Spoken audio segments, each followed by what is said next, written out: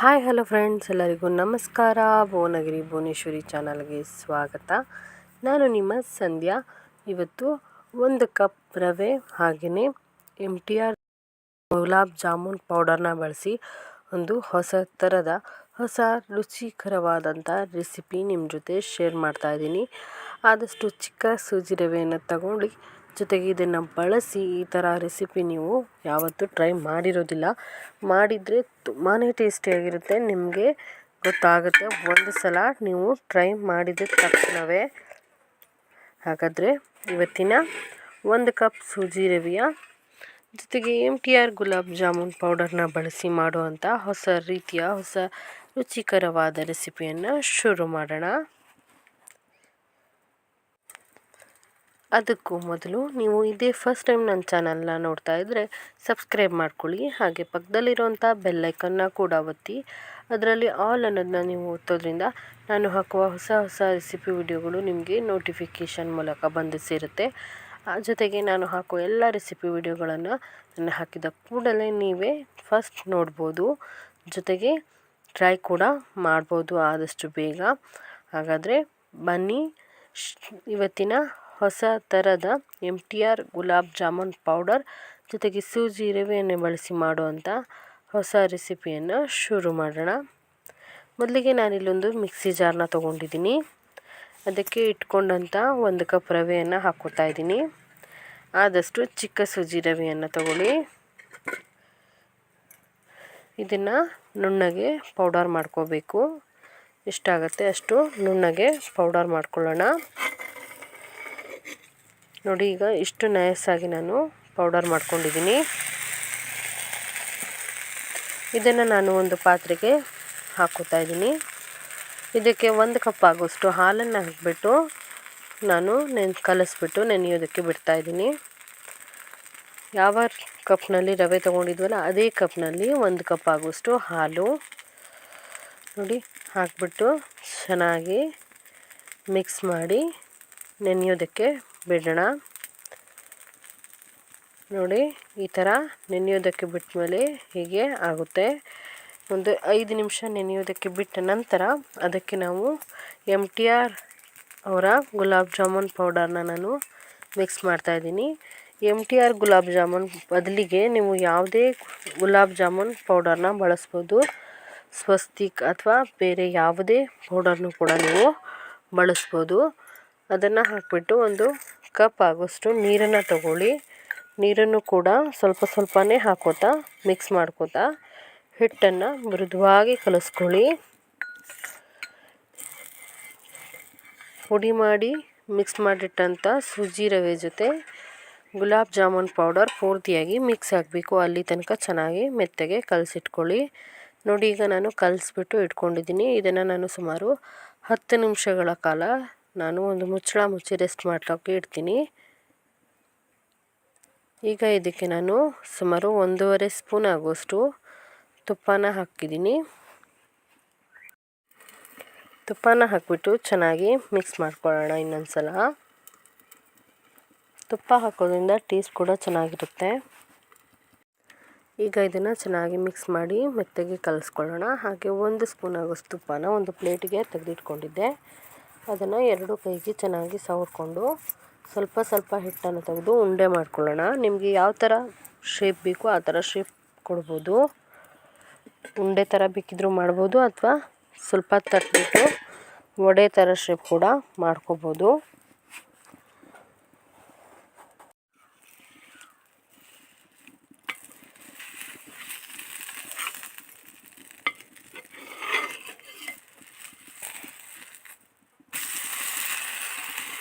ನಿಮಗೆ ಯಾವ ಶೇಪ್ ತುಂಬ ಯೂಸ್ಫುಲ್ಲಾಗಿ ಕಾಣುತ್ತೆ, ತುಂಬ ಚೆನ್ನಾಗಿ ಅನಿಸುತ್ತೆ ಆ ಥರ ಮಾಡ್ಕೊಳ್ಳಿ.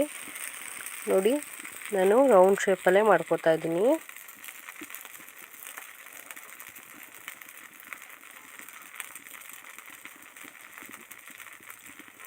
ಈ ಥರ ತುಪ್ಪ ಸವರಿ ಕೈಗೆ ಹಿಟ್ಟನ್ನು ಹಾಕಿ ರೌಂಡ್ ಶೇಪಲ್ಲಿ ಮಾಡಿಕೊಂಡ್ರೆ ಸಾಕು. ಈಗ ನಾನು ಪೂರ್ತಿಯಾಗಿ ಮಾಡಿಟ್ಕೊಂಡಿದ್ದೀನಿ. ಇದನ್ನು ಕೂಡ ಒಂದು ಬಟ್ಟೆ ಸಹಾಯದಿಂದ ಮುಚ್ಚಿ ಒಂದು 10 ರಿಂದ 15 ನಿಮಿಷ ರೆಸ್ಟ್ ಮಾಡೋದಕ್ಕೆ ಬಿಡೋಣ.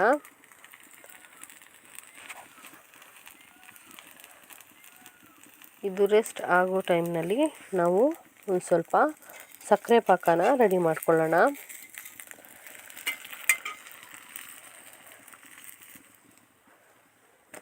ಮೊದಲಿಗೆ ನಾನು ಇಲ್ಲೊಂದು ಪಾತ್ರೆ ತೊಗೊಂಡು ಸುಮಾರು ಅರ್ಧ kg ಆಗುವಷ್ಟು ಸಕ್ಕರೆನ ಹಾಕ್ಕೊಂಡಿದ್ದೀನಿ. ಅದಕ್ಕೆ ನೆನೆಯುವಷ್ಟು ನೀರನ್ನು ಕೂಡ ಹಾಕ್ಕೊತಾ ಇದ್ದೀನಿ.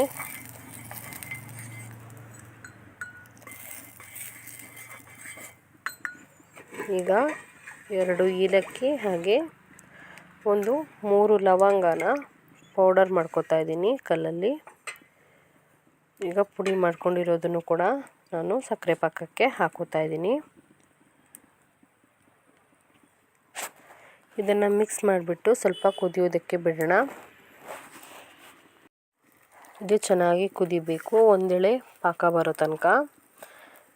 ಇದಕ್ಕೆ ನೀವು ಕೇಸರಿ ಹೂಗಳನ್ನು ಕೂಡ ಹಾಕ್ಕೋಬೋದು. ನೋಡಿ, ಇದಿನ್ನೂ ಬಂದಿಲ್ಲ, ಇನ್ನೂ ಚೆನ್ನಾಗಿ ಬರೋ ತನಕ ಬಿಡಬೇಕಾಗತ್ತೆ.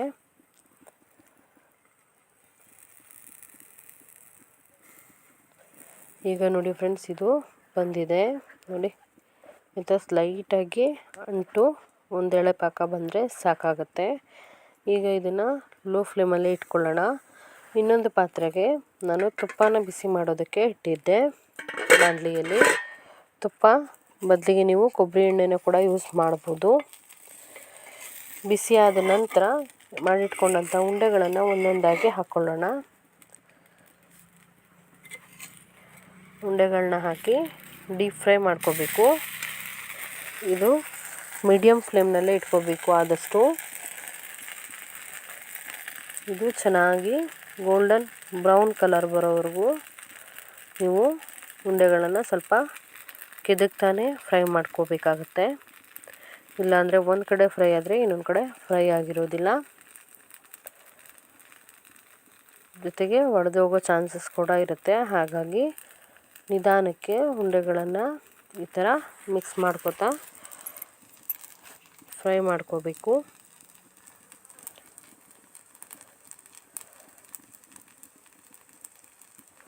ಒಳಗೆ ತನಕ ಸೂಜಿ ರವೆ ಬೇಯಬೇಕಲ್ವ, ಹಾಗಾಗಿ ಸ್ವಲ್ಪ ಟೈಮ್ ಹಿಡಿಯುತ್ತೆ.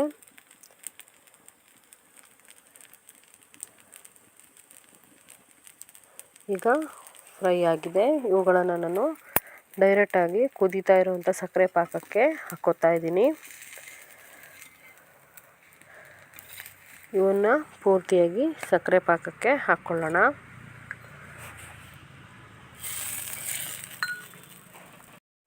ಇದನ್ನು ಇನ್ನೊಂದು ಸಲ ನಾನು ಫ್ರೈ ಮಾಡ್ತಾ ಇದ್ದೀನಿ, ಇನ್ನೊಂದು ಬ್ಯಾಚ್.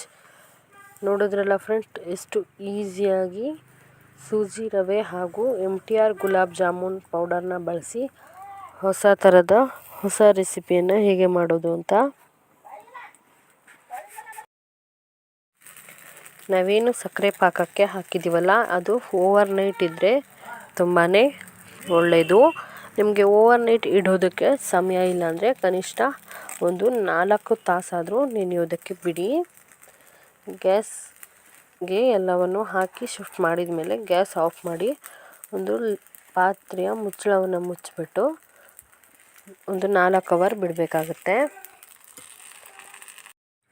ನೋಡಿ ಫ್ರೆಂಡ್ಸ್, ಎಷ್ಟು ಚೆನ್ನಾಗಿ ರೆಡಿಯಾಗಿದೆ ಅಂತ. ಚಿಕ್ಕದಾಗಿ ಮಾಡಿಕೊಂಡ್ರೂ ಸಾಕಾಗುತ್ತೆ. ತುಂಬ ಚೆನ್ನಾಗಿ ಉಬ್ಬಿ ಬರುತ್ತೆ ಅದು.